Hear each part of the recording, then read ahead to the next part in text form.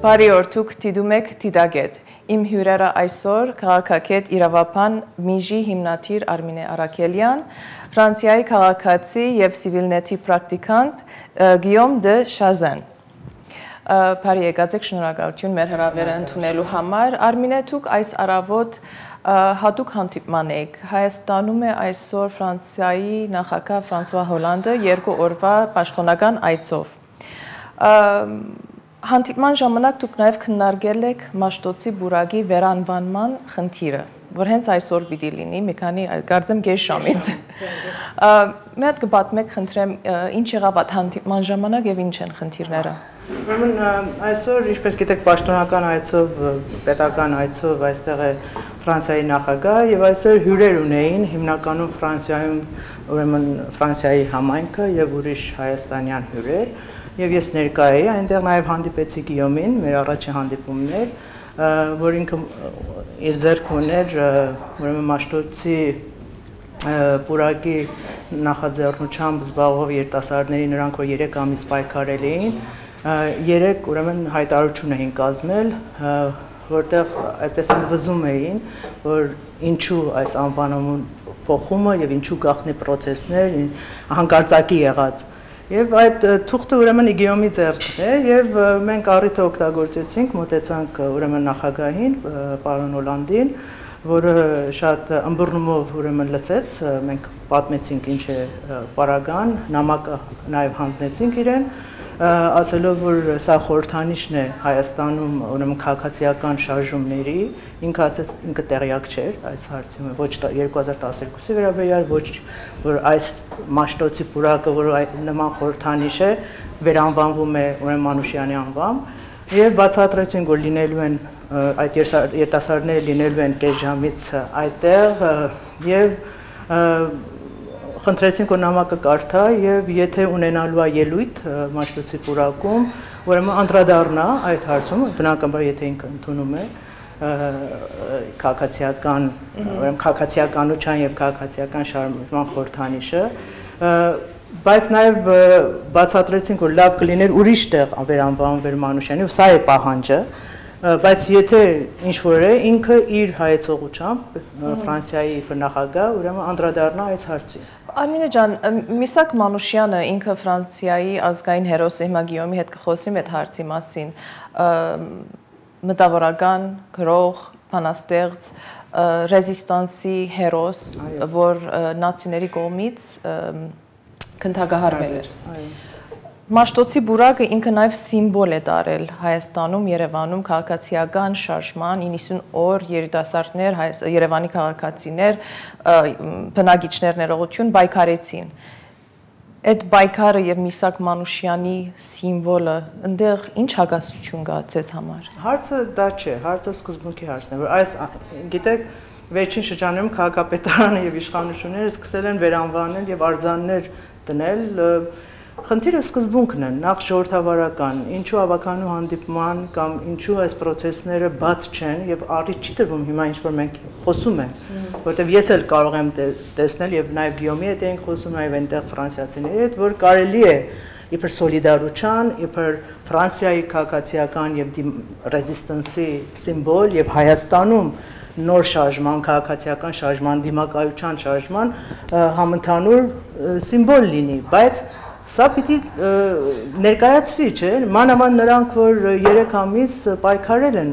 գիտեք, երիտասարդները եւ հետո շատ մեծ թափ ստացավ, մեր հասարակությունը, մեր քաղաքացիական հասարակությունը ընդհանրապես տեղյակ չի եղել այս հարցի վրա, որտեղ գաղտնի process-ներ են տեղի ունենում եւ դա սկսում է կասկածելի դարձնել ինչ է միտումը, այսինքն ինչ ուզում եք վերացնել քաղաքացիական հայկական նոր շարժման սիմվոլը գաղտնի անելով, ձեր իրական միտումը սա է, եթե ոչ ինչու բաց չեք, ինչու չեք դնում քննարկման, ինչու չեք փորձում համոզվել եւ համոզել, եւ այդպեսով մենք բոլորս ownership-ը այդ ինչպես ասում են համոզվենք եւ տեր դառնանք, բայց հիմա այդ նորից գնում ենք հակասությունների, հակադրությունների, որտեղ տարբեր միտումներ, տարբեր արժեհամակարգ եւ տարբեր process-ներով ուրեմն որոշումները կայացվում տեղական կամ ազգային մակարդակի եւ շատ ցավալի իրավիճակի մեջ է դնում մեզ, մանավանդ դիվանագիտական իմաստով Ֆրանսիայի նախագահ, ֆրանսիական դելեգացիան, որ ընդհանրապես տեղյակ չեն, այս ինչ է այս ներքին հարցերը, գիտեք, ճիշտ չի սկզբունքորեն։ Guillaume, you've been in Armenia now for several months and you are a citizen of France, of the Republic of France, and you have been working here at CivilNet as an intern. You were at the meeting this morning with President Hollande and you saw what took place, the conversation that took place, I think, in Mashdod's park, where you told him what was happening with the renaming of the park to be called Misak Manouchian Park. Misak Manouchian, as we said in Armenian, is considered a French national hero, a poet, an intellectual. For you, as a French citizen, somebody who's been working in Armenia, who has been involved in what's going on, you've been following very closely in what's been going on in terms of civic initiatives, how do you feel about what is taking place? Or what is your take on the renaming of the park? Well, I have to say that before coming to Armenia, I talked to some Armenian people in France, asking them what's going on in the country, what has been happening before. And all of them told me, in fact, what you have to remember is that 2 years ago, for 90 days, there were some people that were struggling for 90 days to make this park, the Mashdod Park, not become a commercial center. And they told me, in fact, the civil society is getting stronger and stronger. And so this is the image that I have from Armenia. And when I arrived here in CivilNet and when I started to talk to people, I realized that in fact a lot of young people, and not only young people, but a lot of people were like trying to promote democracy in the country, trying to do action, like to preserve a park. It's a small park, it's nothing, but it's so symbolic because it means a lot of things. And in fact, when I learned by some friends that Hollande will inaugurate this park and will change the name Mashdod, which of course is not official, but has been used by activists and also by the municipality of Yerevan, they want to change this name into Manouchian. I thought it was a very nice political, I don't know, maneuver, because in fact Manouchian is a great hero, even in France. He helped us to defend against the Nazis. So we the French people, we are very grateful for what he did. And it's not about Manouchian, it's about changing the name from Mashdod to Manouchian. And what the people here are saying, and I agree with them, is that he could have, and the Yerevan municipality could have choose another place, another park to call it Manouchian. Why this park? Why Mashdod? Is it not perhaps the symbolism of struggle, of resistance? Is there not a correlation there? Yeah, but the ideals of Manouchian was, as you said, like resistance, fighting for freedom and everything. So why this park? I mean, this park was named Mashdod by the people that were fighting, that were resisting, that were fighting for their freedom of speech. So why this park? Mashdod is already a symbolic name that means a lot of things for people here. So why this park? Manouchian could have been the name of another park or another statue, or I don't know. Why this park? And we know that the decision has been taken by the Yerevan municipality on the 30th of April. And it was only known by the citizen on Sunday. Right. Why? Why didn't they talk? It's a lack of transparency also that is causing the I think so, because if it's such a great name, why don't they speak with the citizen about what do you think about calling this Mashdod Park Manouchian? Because Manouchian, the ideals of Manouchian correspond to what you did 2 years ago. So why did they talk? Why didn't they talk to the people here? Right. That's the question we are asking today. Արմինե, որպես վերջի հարց ուզում եմ ձեզ ուղղել, այսօր Մաշտոցի բուրագում կա մի հատ պլակ, որ հենց քաղաքացիական ակտիվիստները իրենք են տեղադրել։ Այսօր այդ պլակը վերցնելու, անհետացնելու ինչ որ վտանգ կա, կամ եթե այդ մնա եւ էլի անվանագոչվի Միսակ Մանուշյան, խնդիր կա այնտեղ։ Ես հասկանում եմ, որ այս թափանցիկություն չի եղել, քննարկում չի եղել։ Խնդիր կա, որտեղ վերջապես երիտասարդ սերունդը, ես էլ իբր մասնակից այդ Մաշտոցի բուրակի եւ նաեւ վերջին հաշվով անկյունադարձային ժամանակաշրջան է, գիտեք, քաղաքացիական շարժման։ Եվ դա պիտի մնա հենց այդպես հայ ժողովրդի Հայաստանի համար իբր խորհրդանիշ քաղաքացիական շարժման։ Երբ որ դա արդեն սկսվում է զուգահեռ դառնալ, զուգակցել ուրիշ անունների, ինչքան էլ հարգելի են, ինչքան էլ դիմադրության ֆրանսիահայության համար հարգելի մեծ անուններ են, դա արդեն գիտեք կորցնում է, միտև ստվերի տակ է դնում այդ խորհրդանիշը, որը դեռ նոր է Հայաստանում։ Գուցե 10 տարի, 20 տարի հետո ես համաձայն լինեմ, բայց հիմա դեռ մենք սկիզբն ենք մեր քաղաքացիական հասարակության կերտման եւ նման խորհրդանիշներ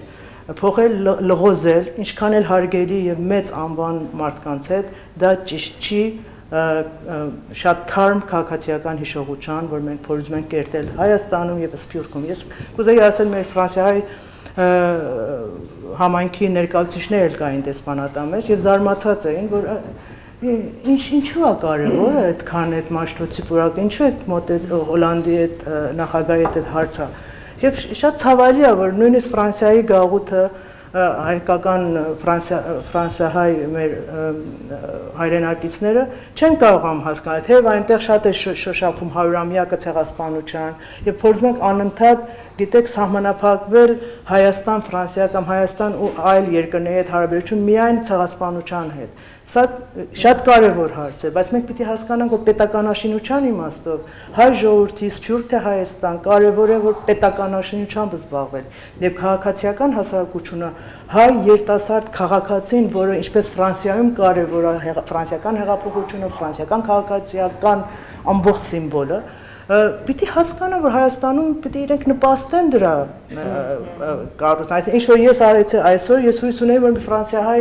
երիտասարդները կամ ֆրանսիահայ նրանք, որ այսօր 2 օրով ընկերակցում են պարոն Հոլանդին այս ճամփորդության, կարող էին ասել։ Եվ ես այդպես չէի մոտենալ եւ խոսալ։ Գիտեք, սա էլ մենք պիտի հասկանանք, որ պետություն ենք կերտում եւ քաղաքացիությունը,